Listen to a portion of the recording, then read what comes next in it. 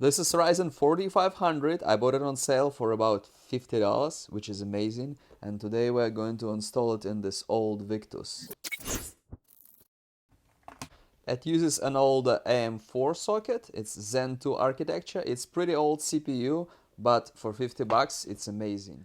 If you buy instead something like Ryzen 7 5700G or Ryzen 5 5600, it would be probably 20% boost in performance, but most likely like double the price.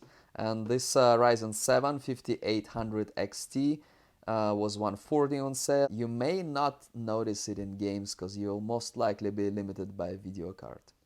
It will go here in this old Victus instead of this old 2000 series Ryzen 3. We'll also upgrade the RAM and we'll switch this RX 5800 for RTX 4060, which is going to be much better, and that's actually the biggest boost in performance here. I already removed the RAM and we're going to remove the video card. There's a latch over here. Okay, old stuff. So this way we'll have a lot more room to work with. We get some instructions, we get the cooler, and we get the CPU over here and a sticker. Let's look at the cooler. It looks still better than this one. This one is trash. This one is like very cheap. Not the best, but remember this is 65 watt CPU, doesn't need much, and you might be fine with this without overclocking. You should be fine. If you do some overclocking, you want lower temperatures and stuff, you need to buy something decent. If you can fit it in this one, which we'll figure out.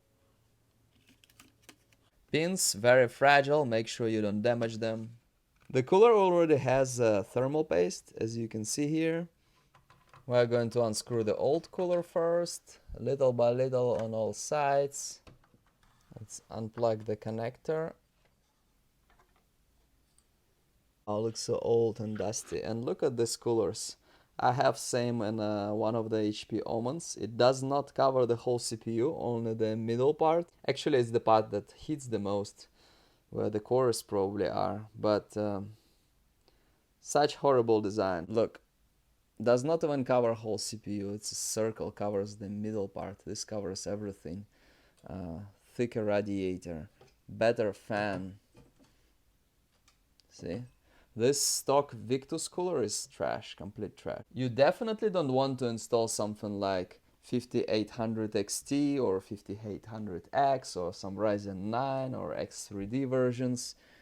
This is gonna be bad and it will overheat. It only kind of okay with the 65 watt CPUs, and you don't do any overclocking. Also be careful, sometimes CPUs kind of come together with the cooler, especially if this wasn't put right.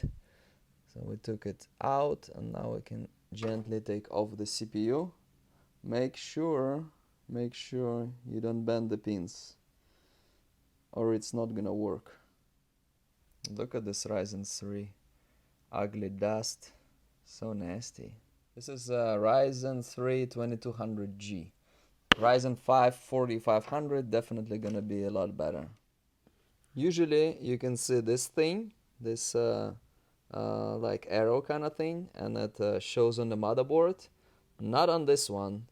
So we have to figure which way we install this one without watching the video where I remove the old one.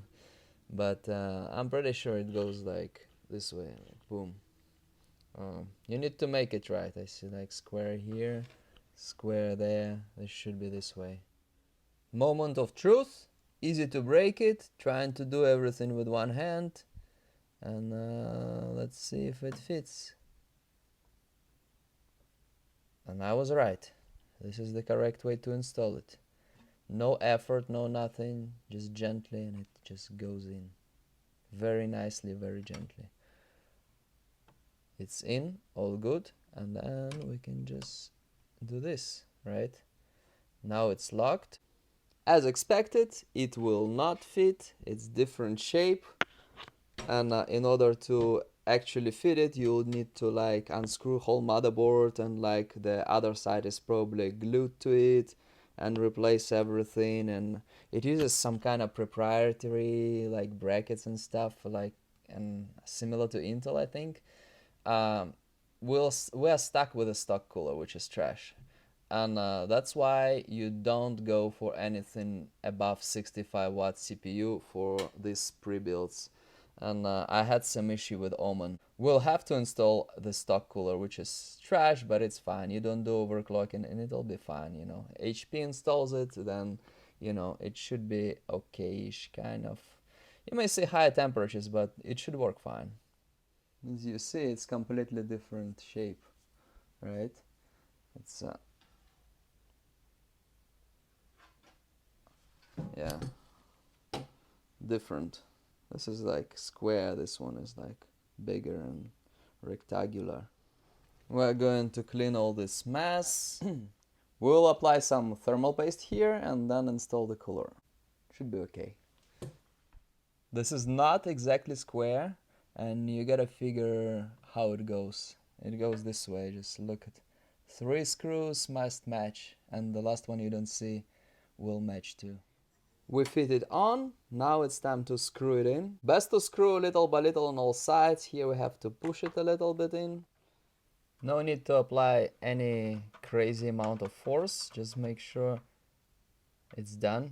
You don't need to like screw it all the way in, so you may break everything. Just like make sure it's tight enough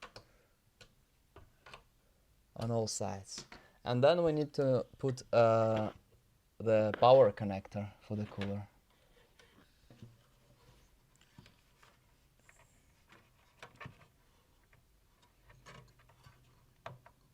If you are unsure, just take some pictures how it was before, and then you can just make sure you connect everything correctly. I have 2 sticks of 8 gig of RAM. They're mismatching, but both 3200. This is a very budget build, so I will install what I have. This must go correct way. Just see the middle divider, like where it is, so this one matches. Like push on both sides.